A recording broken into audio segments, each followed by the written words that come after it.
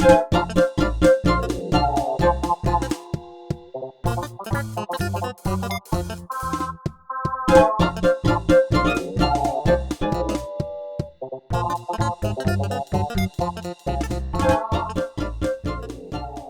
Monday morning, it's March 15th, 2021. I'm Guy McPherson of Nature Bats Last, which you can find at guymcpherson.com. You can see the place is a mess. First, an overview of last week's happenings on Wall Street, when the Dow Jones Industrial Average rose to a new high for the sixth session in a row up and setting a record for last week, as did the S&P 500, and ultimately for the week, the NASDAQ also rose last week. As you can see, things are a mess here. I'll get into that in a minute. First though, a headline from yesterday, Fauci warns of another COVID-19 surge, urges Trump to tell supporters to be vaccinated. So Fauci, the man who, when he was serving in the Trump administration, told people not to wear masks because they were trying to save the masks for medical care workers, and in promulgating a lie, lost a lot of his credibility. And now he's telling Trump supporters who never believed him after he said stop wearing a mask and after Trump called the virus a Chinese hoax, now he's asking everybody to wear their masks. I bet that's going to turn out well. From yesterday at the Wall Street Journal, White House weighs how to pay for long-term economic program. Really?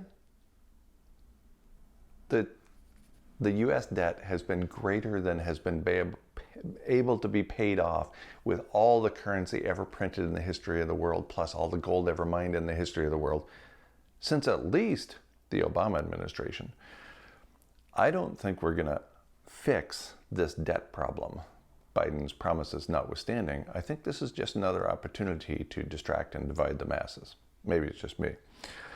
Speaking of distracting and dividing, I used to believe incorrectly that a stock market crash, when it came, would occur in the fall. Because, as I understand it, up until 2008, all the major corrections in the stock markets occurred in the fall, sometime between September and November, inclusive.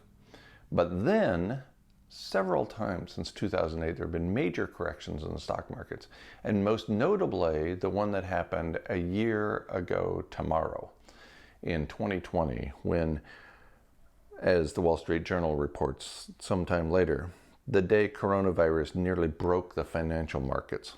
The March 16th stock crash was part of a broader liquidity crisis that threatened the viability of America's companies and municipalities.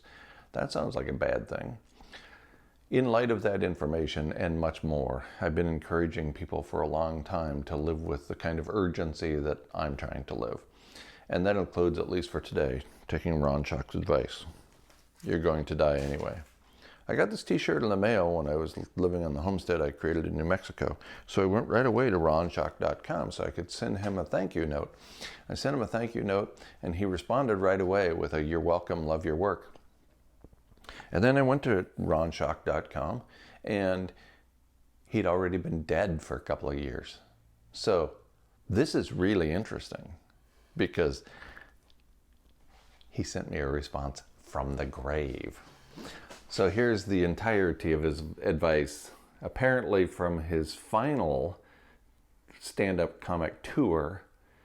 And for the most part, it pushes the idea of living with urgency and not really giving a damn what other people think of your life.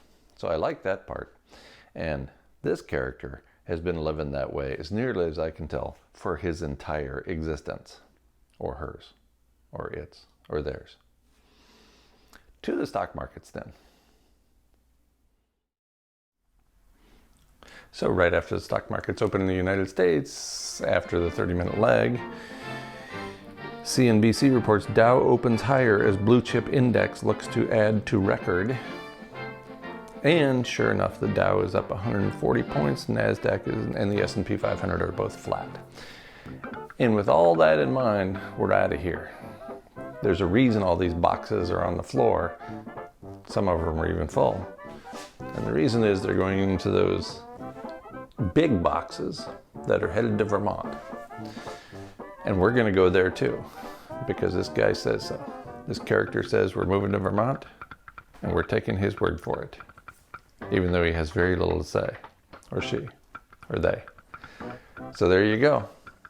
Hang along for the journey. This is going to be the last one of these we produce for a while, because we're going to be packing and on the road and otherwise disrupting our own lives. But remember, we have somebody to blame.